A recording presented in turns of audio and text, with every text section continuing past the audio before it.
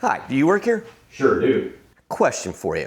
If I shoot a 1-inch group at 100 yards, will I shoot a 6-inch group at 600 yards? No. Why? The velocity decay is not linear. It's rather exponential in its nature.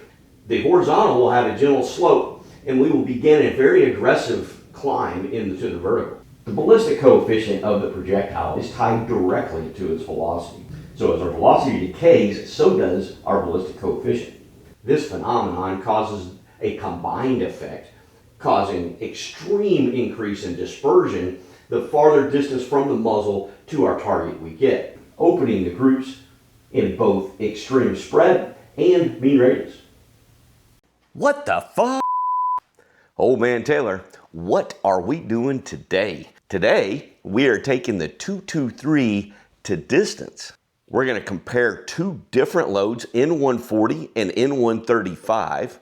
We're going to find out if a 77 SMK can be stabilized in a 1-in-9 twist barrel. We're going to shoot groups on steel, which is always fun.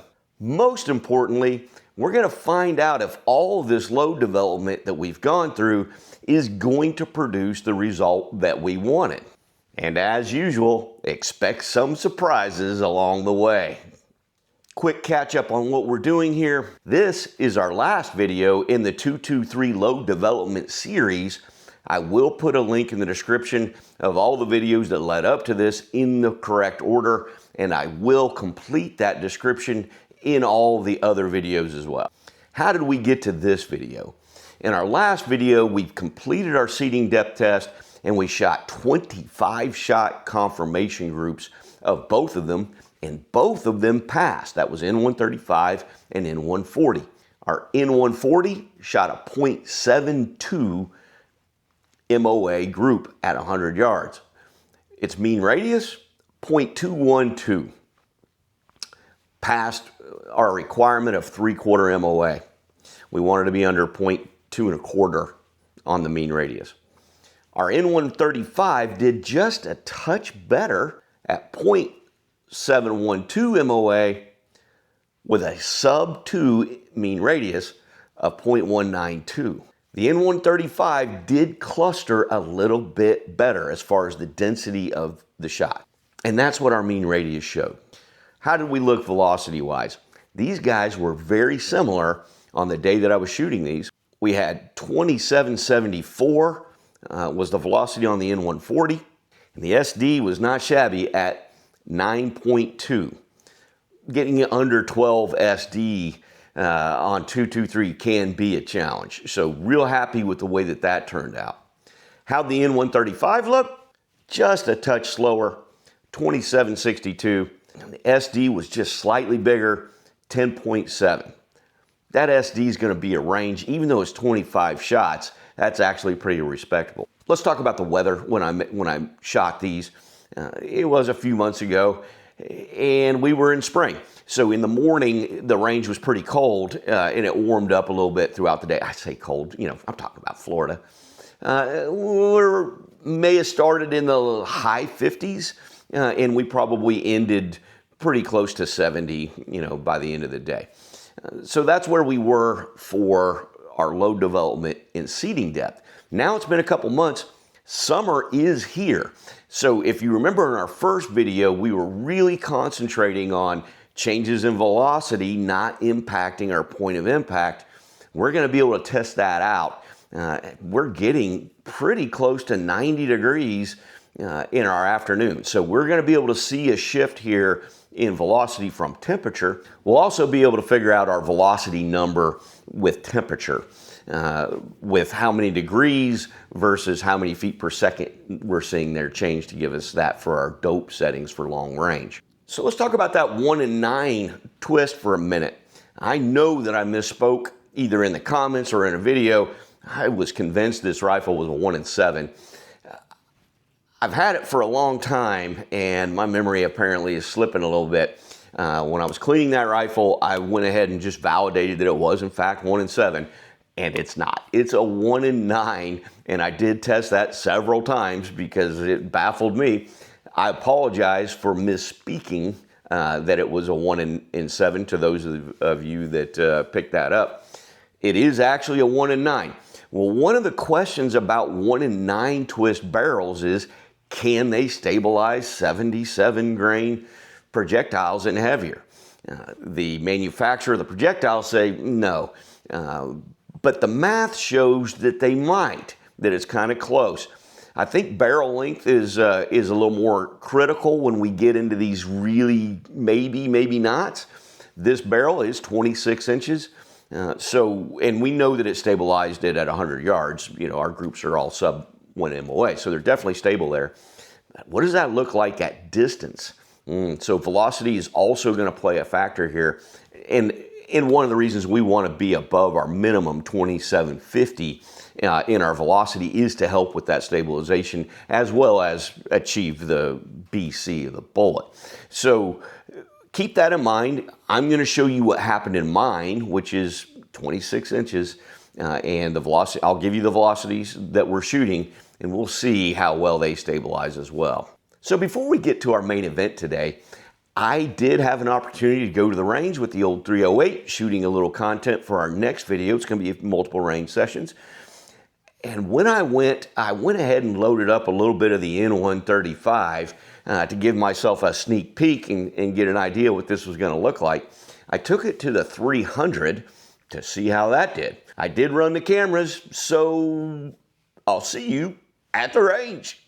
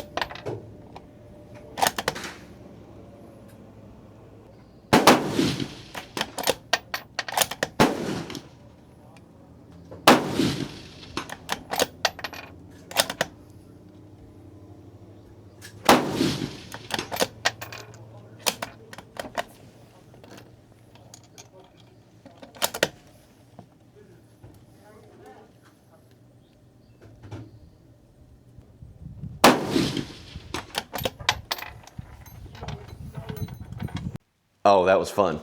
I do like shooting steel. So a couple things about what you just saw. The targets were clean, and that's one of the reasons why I jumped on that and went ahead and took some shots there at 300. My impacts are the only impacts. Number two, the paint chips were massive especially on that first shot. You know, you can see that steel really, just looked like it was way bigger than even a 50 cal. These are 223. In order to plot these shots, I had to see the actual impact of the shot. So I did zoom this in quite a bit on my computer and took a screenshot that shows all of the dimples for the actual 223 impacts, not the paint chips, okay? And I put that in the computer so that we could get some data on it. Of course I did. But before I show that, real quick, I did not hold for wind. So what I wanted to do was get a group, not test my accuracy. Obviously, I would have shifted to the left a little bit at some point, hopefully. So I held dead center, and I corrected my dope in my book with 2 clicks left of mill. So what did I see? This was a 15-shot group. When I plotted that, I came out with a .811, which is a little better, actually, than I expected. It's bigger than our 100. But as we know, as we go deeper and deeper in distance, 100 yards does not give us the exact MOA we're going to get at 300 and 600. The effects of everything are going to be more exaggerated. The groups are not going to shrink. If they do shrink, there's a really good chance that I have too small of a sample size. That's the only reason why they shrunk. If I shoot a large enough group at both, as I move farther and farther out, the 1 MOA will become 1 1/4, 1 1/2, the farther that I go. That's just how ballistics work. Opening up from 0.72 to 0.82 is right in range with what we needed. Like I said, I did fear it'd be a little bit bigger. It wasn't. You can see the shots are pretty clustered. My mean radius opened up to 0.26, right? Which is above that 0.25 we wanted at 100, but now we're opening up as we're moving out. It just broke that a little bit at 300. That's a very promising sign. Usually we see if the load's not going to work at 600, it starts to really open up here. The mean radius really begins to open up at 300. And this one didn't. It was right in track with what we expect. SD on the day was 7, 15 shots once again. So it was on the lower side of the range that I expect. I think that was just an anomaly because it was 15 shots. I really do expect that SD to be a little bit higher. And that takes us on to the main event. This is what we've been working for. All of these videos, all of this work comes down to what is going to work at 600 yards. I'm going to try 2 ideas. I'm going to try to shoot the electronics at the 600. I like the electronics a lot, but the electronics are a little bit finicky with 223. Bigger cartridges, no problem. It has to be supersonic, and these cartridges will be, but they're a little bit small. So even the manufacturer of the targeting equipment doesn't recommend 223. I'm going to be shooting these at outpost range. These electronics are provided by Outpost Range. They're not mine. And Outpost says the same thing. 223 is hit and miss. It really depends on the weather and that sonic crack. I'm not really sure what all science is involved in that, but I know sometimes I get good results with 223, sometimes not so much. So the backup plan is I'm going to shoot steel at 600 yards as well. I am bringing my high quality spotting scope, the best that I can get you down there at 600 yards. We don't, as shooters, we don't have range access to go down range, but I have talked to the RSOs and they are on board to take some pictures for me so I can get some nice close-ups with the tape measure if we need to do that. So what we're going to see when you go to the range, I'm going to start with N140. I'm going to shoot that first, and then I'm going to shoot the N135. And we're about to find out, was this all a complete waste of time, or do we have a winner? Let's go to the range.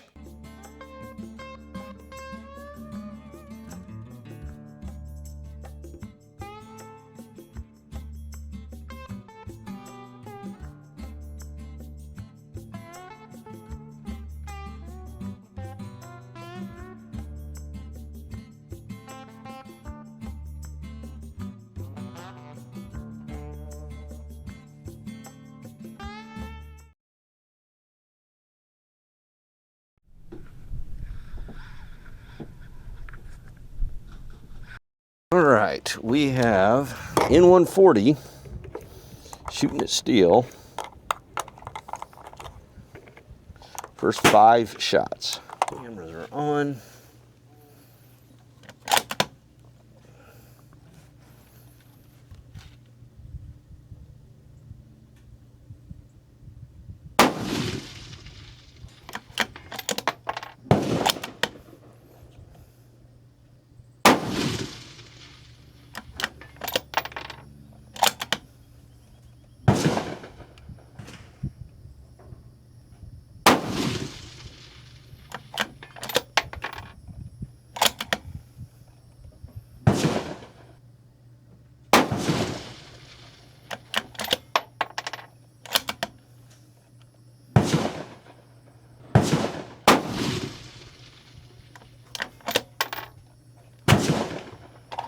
N140 shooting at target 41, shot 6 through 10 at the steel.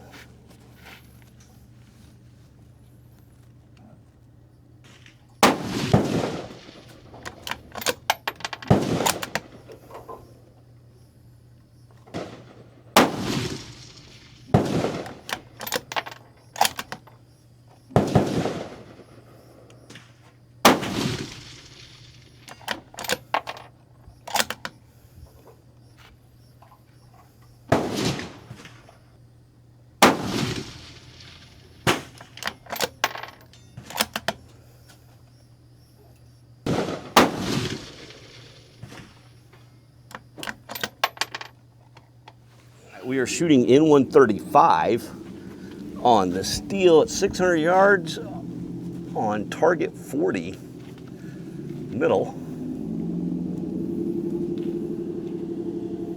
10 shots. Holding dead center, not holding for wind.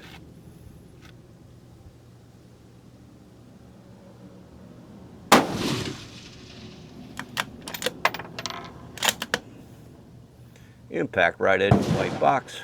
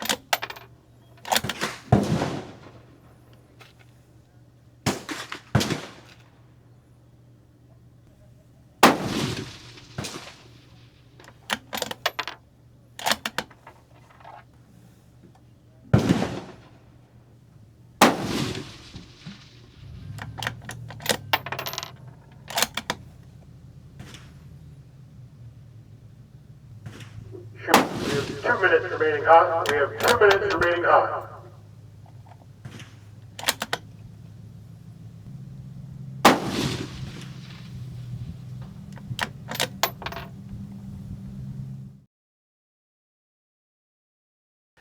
Back from the range. I don't have targets, but I do have video and stills of what happened. Talk about the electronics for a minute. I tried. I could not get consistent readings. I did get some readings and I had some misses. And then I had a few shots that just were clearly not accurate. They were way, way low, like 2 feet off to the side. And I just couldn't trust the ones that I was getting. Once again, it's kind of hit and miss with 223. Wasn't going to happen today. Now, Outpost took care of me. They had clean targets for me, a couple of them down there at the 600, so I was able to shoot N140 on one, N135 on the other. And then at the end of the day, the RSO jumped on the four-wheeler with my phone, my camera, and my tape measure and got us some outstanding pictures. We can see the impacts very, very clearly. We have the tape measure for the scale. So I'm able to put that in the computer and calculate everything just fine. So this worked out, and let's be honest, I like shooting steel, so that was great. How about the wind? Really couldn't have asked for a better day. I didn't have zero wind, but it was very mild. A little bit of a swirling wind. You saw that camera, that drone footage as we went down there. It's a little bit of a channel that we're shooting through, and with a little bit of overhead wind, we tend to get a little bit of a swirling effect. That's what we saw. I set up the camera in a way to show you some of that vegetation on the way down there, as well as the vegetation behind it, so you could see on each shot what was actually happening. It was very, very mild, 2-3 mile an hour movement when I had it at all. I did not adjust for windage. I held exactly center as the target cam showed. Could have stood a couple more clicks with the N140, at least one. With the N135 too. It looks like the N135 does print a little bit more to the right. But we were well enough to be on the steel, so no problem there. But let's talk about the temperature. So I was definitely a little warmer by the time I got messing around with the electronics and got onto the steel. We were a good 30 degrees warmer than the last time I shot this load. And the N135 I shot second on this video. It was first in the last video, so I shot it in the colder part of the day. I was shooting at mid-afternoon in this video, the heat of the day, probably more than 30 degrees. Did that affect our velocity? Of course, even though the two powders that I chose are, quote, temperature stable, all powders see an increase in velocity with temperature, decrease as it gets colder. We saw that as well. So let's get into the targets. What happened? N140 was first up. The steel targets we're looking at, for your reference, at the 600 are 18 inches by 24 inches. That's the size of the metal plate. The white squares were field painted, so they're not super precise, but they're about 6 by 6 or 1 MOA. I can see the centers very clear, so I'm very confident that I'm measuring these group sizes accurately with the computer program. So how'd we do? 1.48, 1.5 MOA on the N140. I'll be honest, that's a little bigger than I was expecting. Is it horrible? Not really. It's a 1.5 MOA at 600 yards with a 10-shot group. It's a little disappointing. Mean radius was just over 5 at 0.525. Once again, just a little bit bigger than what I hoped for. So if I look at those groups and I want to calculate how much that was caused by the wind, did I get some gusts that were dragging those rounds left and right? In order to do that, I look at the height of my group instead of the width. And this is a theory a lot of folks actually use for longer range because wind is such a big influence and can move rounds side to side. It's not uncommon at all for people just to ignore the width and really just look at the height. In my case, because I had such a mild amount of wind, I don't think that's accurate. But I'm going to give you that data anyway, in case you're one of those folks or you live somewhere that has a pretty significant side-to-side wind where you shoot. Unfortunately, in this case, the height was the same as the max, 1.48. I cannot blame wind at all for the size of this group. It is in the vertical. That is not good news. How big of a change did we see in velocity? Our velocity today was 2788. And that was about 14 feet per second faster than our previous video. And that is going from the cooler part of the day today versus the warmer part from our last video. That's still under 1 foot per second per degree. So that's actually really good as far as the change in velocity. How about my standard deviation? Right where we would expect it, actually a little on the low side. 8.6, so solid standard deviation. That's showing consistency throughout the last few videos. That is repeatable, right? We want to make sure that it is, and the temperature's changed and shifted, and it's still about the same. This today was a little bit better than our average leading up to this. So what do we think of this load? Is it a pass? Boy, it's borderline. If this was the best that I get, I'm probably not going to be satisfied. Will I shoot it? Yeah, because I've gone through all this work and it's the best load that I have up to this point. But I think this rifle should be able to do better than that. So if that's all I can do, I'm probably going to keep digging, to be honest. Is it okay? It's okay. It's not spectacular. Honestly, I'm disappointed in N140 at 600. Before we get into that next load and we talk about how that went, I do want to pause for a minute. Take a minute and put up some super thanks here that I got on the last video. Guys, I cannot express how thankful I am that you took the time and the effort to do this. This helps this channel more than you could ever know. I am running this on a shoestring budget. I am trying to have this channel pay for itself, and I am fighting the YouTube algo with gun tubers across the board. This really helps make these videos possible. Thank you very much for that. But we're not out of the woods yet. We got another load to take a look at, and that's our N135, which actually was looking a little bit more promising than the N140 going into this. Not a huge amount at 100 yards, but it was flagging that it was the better of the two. Let's see what happened. Oh, this target does look better, doesn't it? Yeah. And I shot this one second, so just Keep in mind, I was trying as hard as I could on both, but I was a little disappointed after the last one. I was pretty happy when this one started printing. I have one obvious shot that is not in with the group, one flyer. Okay, let's talk about that one for a minute. When I fired that shot, the wind looked flat. The brake on the trigger was clean. You can see it on the trigger cam. The hold was exactly where the others were as well. I have reviewed that in slow motion when I came back using that trigger cam and my spotting scope to make sure there was no outside influence. And there just wasn't. That was just the group. That's what it should have been.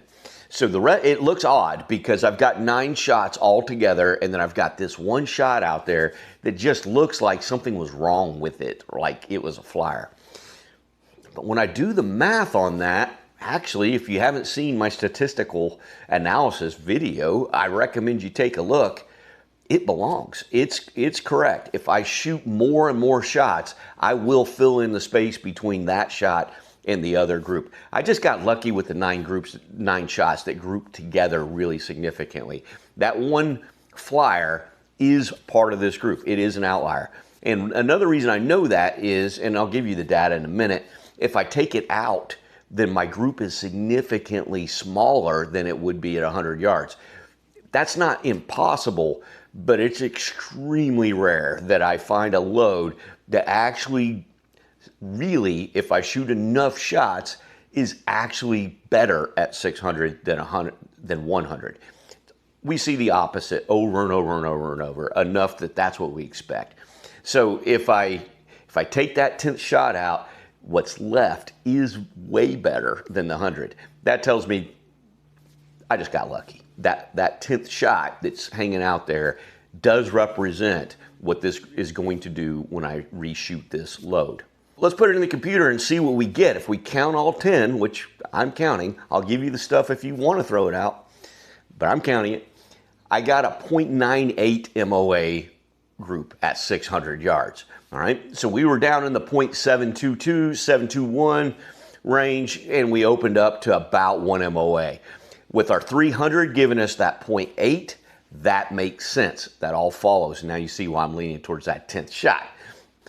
Am I happy with that? Yes, that's a sub 1 MOA group, 10 shots at 600 yards. Yes, that is what I was looking for. I'm hoping for a 1 MOA group at 600, and this looks like it's going to be really close to that. If I shoot more of it, will it grow? Probably, but not substantially. So I am pleased with that result. That is what I wanted to see. How's that mean radius? I'd like for that thing to hang around the 2s. I got 0.203. There it is, real close to 2. Once again, exactly what I was looking for. In fact, I could let that grow just a little bit, and it probably will when I shoot these more. But that is definitely in that range where I wanted to see it. How about the height on this guy, since we're talking about windage and all that good stuff, right?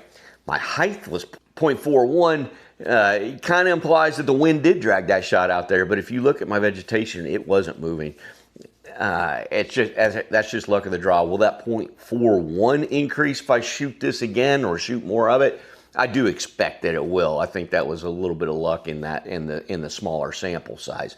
But the result's pretty dang good, 0.41. How about, I told you I'd give you the data with the 9 shots. How did we look? 0.49, right, half MOA. I don't see shrinking a 0.72 at a 100-yard group down to half MOA at 600. Just doesn't seem likely that that's the case. So we got to count the 10th one, but there is the number. How'd my velocity do?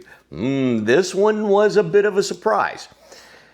I had an increase in velocity, which I fully expected, 30+ degree increase in ambient, so I would certainly expect an increase in velocity, but it was a lot. 28.21 was my average. That's not quite 60 feet per second increase. Yeah, that had me checking stuff. That had me checking my load. I loaded these on a very accurate loading system. I didn't miss the charge. I checked my notes to be sure. I even went back and watched my last videos to be sure that I was putting the correct charge in this, and I was. It was the right charge. That is just how much of an increase I saw from that 60 degree range into the 90s. It was substantial. It was significant, almost 2 feet per second per degree, way more than I would have expected. And that also answers some questions. You know, we had some comments and people joking around. Maybe N135 and N140 are the same powder with a little bit of a different coating or something like that. I think it's pretty safe to say they're not. The N140 did not experience the increase in velocity that the N135 did. How'd that pan out for us? Well, because we did that 10-shot test in our first video, it didn't have any effect at all. And that's exactly what we were looking for. What'd that do to my SD? My SD came in back a little closer to what I expected. Still pretty dang good. Keep in mind, it was only 10 shots. I got a 9.40 SD on this. So still sub 12, exactly what we wanted to see. And our velocity and our height on this target is showing us that that's paying off. So there we have it from our two loads at the range. Am I happy? I'm happy with N135. Am I going to keep shooting it? Absolutely. And a little bit relieved after watching the N140 kind of open up significantly there at the 600. Will I use N140 as my backup if I can't get N135? If I'm not competing and I'm just shooting for fun? Absolutely. If I was competing, probably not. I'd probably be looking for a second backup. So N135 is my winner. We've established that 77 SMKs can be stabilized quite nicely in a 1-in-9 barrel if you have enough velocity and your barrel is long enough. This is a conclusion to 6 videos on my 223 load development. The first one is powder selection. The second one is the process that I use to actually pulling the handle to make these cases. We went over how I found the actual charge. I showed you how I confirmed that charge and ruled out the ones that didn't work. I took you through my seating depth process, and we fired confirmation to show us that it did in fact have an impact, and how much was that impact. And we ended it today by taking it to our distance and seeing if it would actually work. And we ended up with one charge out of all that testing that did meet our criteria. You can apply this to any cartridge. This is not specific to 223. This is not specific for shooting 600 yards, for instance. You can use this for developing anything. But here are some takeaways, some things to keep in mind when you do that. These are my recommendations. This is my opinion. 3 to 5 shot groups can be useful, but we're going to use them to establish a pattern. By themselves, they carry almost no weight. When we shoot confirmation groups, we want to shoot 10-shot groups or more. The closer to 30 we get, the more statistically sure we can be. 10 is a bare minimum. Velocity in SD is not necessarily repeatable. When we have variables such as temperature and the number of shots, we're going to see those numbers shift around a little bit. So we should always think of our SD and our ES as a range of what to expect, not the exact number.